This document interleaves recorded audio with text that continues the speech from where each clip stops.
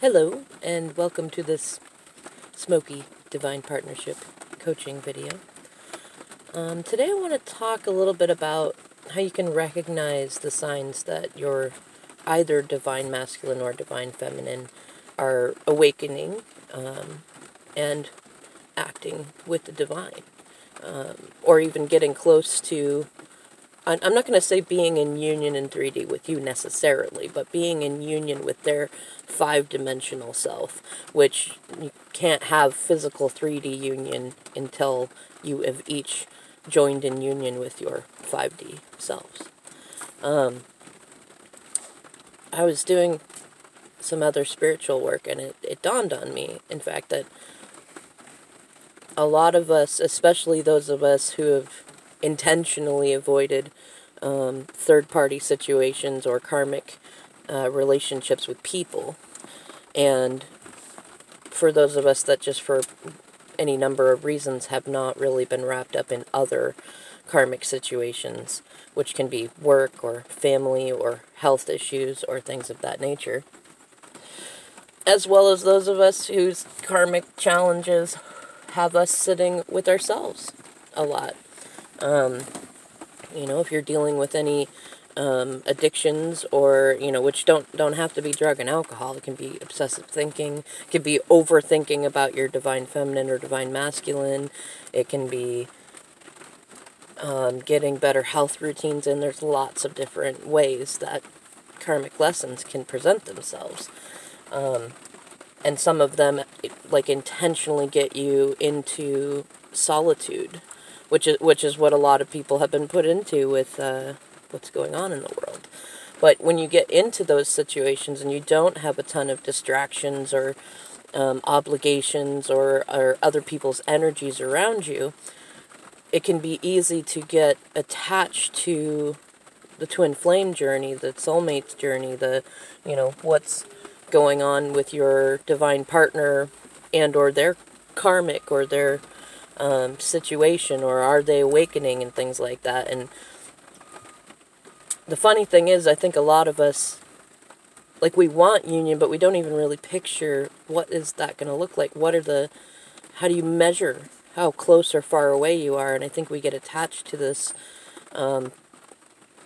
fantasy of for example, my divine masculine is going to wake up and ride to me on a white horse and say, oh my gosh, I realized I have screwed up so bad and I made so many wrong choices and I shouldn't have left you, or I should have come back to you sooner, or I've been a huge jerk and I'm here now and let's get into union, let's get married or handfast or make it official in some way. And that's just the image, that yay union, right? And I think most of us get we don't really picture the in-between part, and we don't picture what's after that. And a lot of some of the best readers, even if you genuinely are on a twin flame journey, union is not the end all of anything. In fact, you're meant for greater healing of this world, not just to be in union with your partner. And so there's stuff in the middle that's important, and there's stuff at the, after union that's important. But for right now, I think it's important, one, to recognize that just having one image in your head of how you'll recognize when union is there or approaching, or you can get caught in that in another way by saying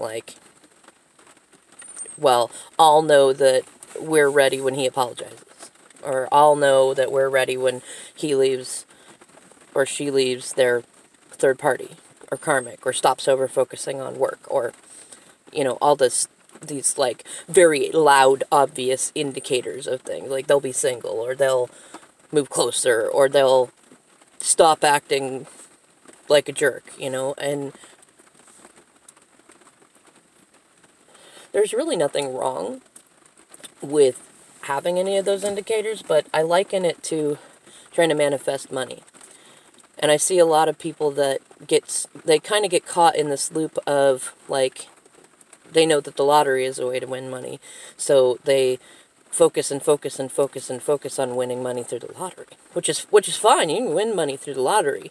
But if that's your only focus, or in your belief systems, that's the only way that you could manifest easy extra money and income, you actually trap yourself, because there are so many other ways that easy money could come to you. You could find it on the ground. You could have a long-lost relative who you don't really know and had a wonderful life and passed on, and you were next of kin, and here's $1 million in a castle.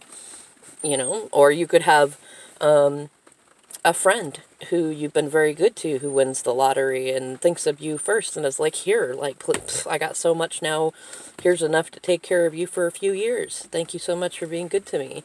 Or how many times do you see a story or a video of somebody who was kind to a homeless person and helped them get a shower and a job or something, and that person ended up changing the world and creating their own business, and then going back to that person and being like, here, I want to give to you, because you don't even realize how much you gave to me in what seemed like small gestures, but you were human to me. You recognized the human in me, and I want to recognize the human in you. And I mean, there are many ways that can happen, and the same thing happens with divine partnerships, is that we often, sometimes the karmic lesson is not being trapped in just one way of thinking. I mean, as twin flames, you're always going to be connected. As soulmates, you're always going to be connected.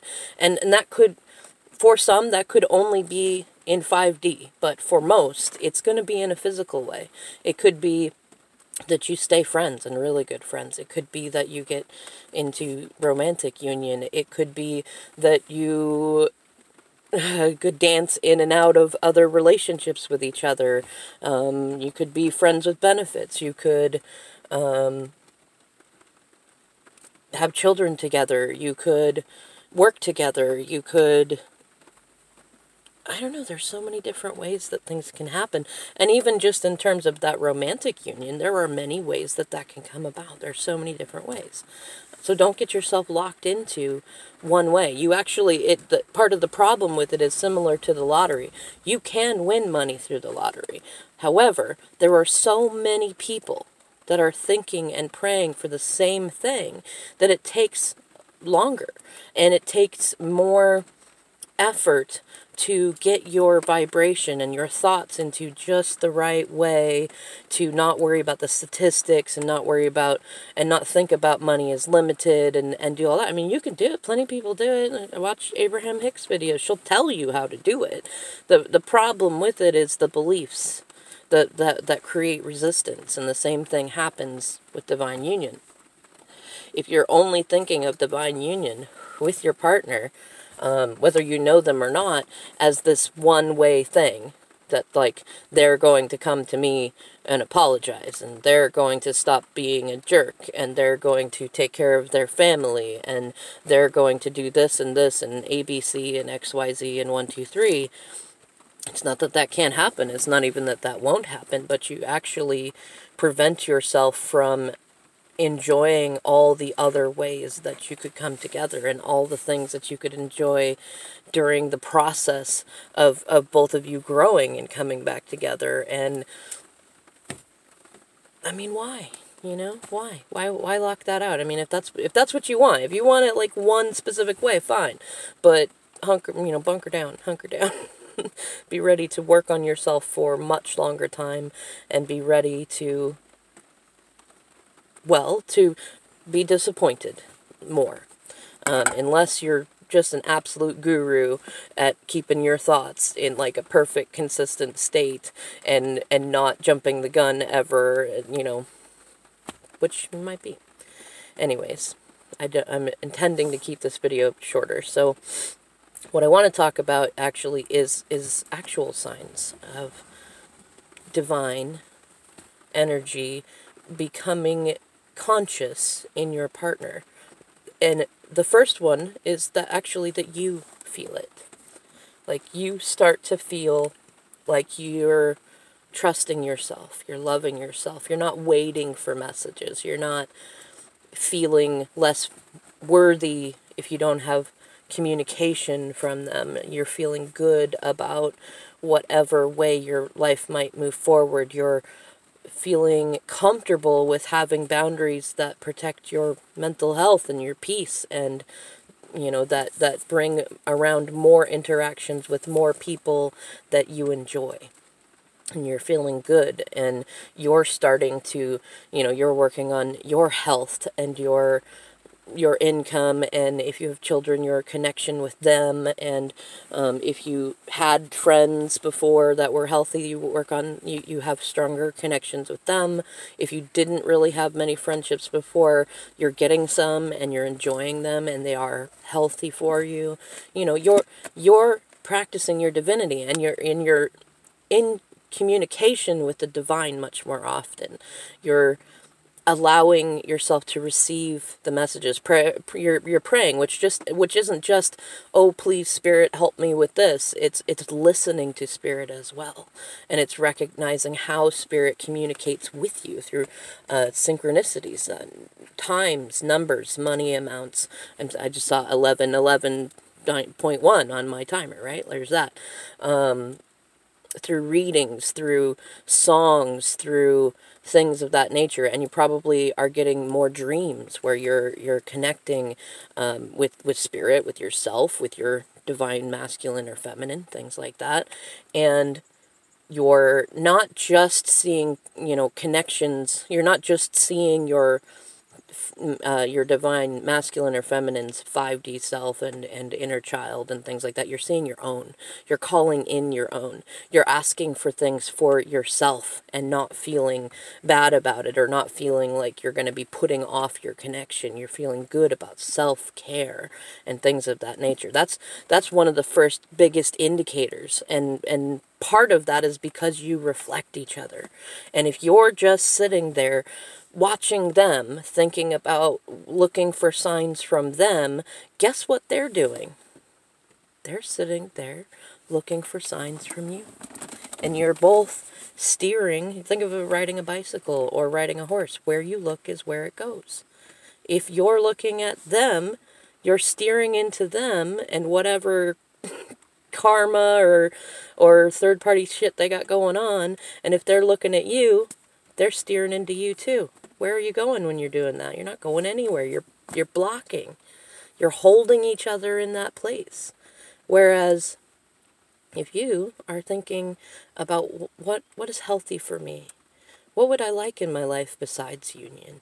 You go through the other videos on here. You work on releasing resentments and doing chakra healings and healing up mother-father wounds and allowing yourself to be vulnerable and authentic and kind and working on self-worth, and you're looking towards the future of, what do I want? What would I want if I didn't know my divine partner? Or who do I want to be both, in relationship, and how can I be that person outside of relationship and still feel wonderful? And really learning about, learn about your attachment traumas and your spiral dynamic memes and your Enneagram stuff, and listening to Spirit.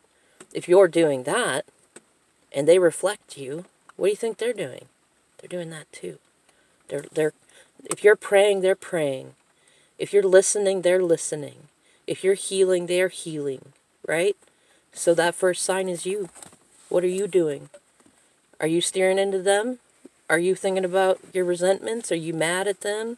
Are you gossiping and getting involved in the dramas that they're involved in, or getting them involved in yours? Are you doing no contact nonsense? Are you trying to win them back? Are you still trying to caretake them? Or are you connecting with yourself, aligning with your inner being, connecting with Spirit? It's very simple. And the irony is, the second sign is that you start to see them doing the things that you are also doing. They will probably tell you about it. They, like, oh, I'm really learning to be patient with the kids. I'm learning not to worry so much about the kids breaking things, and enjoying the smiles on their face at the idea of getting to spend time with me, or I'm losing weight and I'm doing good, or I'm letting go of people-pleasing habits, or I'm drinking more water. Or you might notice them expressing love to you in ways that we often take for granted, like, did you make it home safe, or how is your car doing, or are you feeling better, or how are you feeling, or how's your dad, how's your mom, things like that. Or you might notice that whereas before you might say, hey, like say you're co-parenting, like, hey, I need you to pick up your end when it comes to the kids, and be more available to them and less worried about your karmic situation.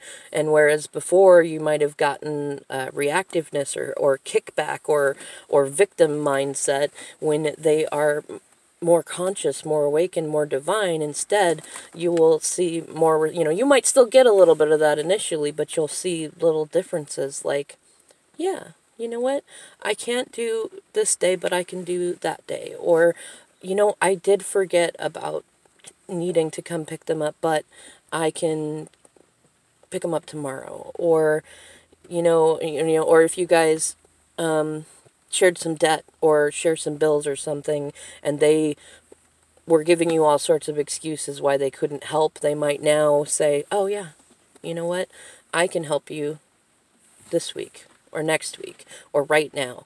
And you don't get complaints, and you probably are, if you're in contact with them at this point, you probably already know that, not a lot may have changed in their karmic situation that they at least said was the reason why they couldn't help before, and yet they are still helping now, and you might not ever get an apology. Just because you get into being divine doesn't mean you lose your humanity. And, some people are not they don't apologize, but that doesn't mean they're not remorseful. It doesn't mean that they don't make up for it. It doesn't mean that they don't do, well, then, at least to me, the important thing, they actually change. And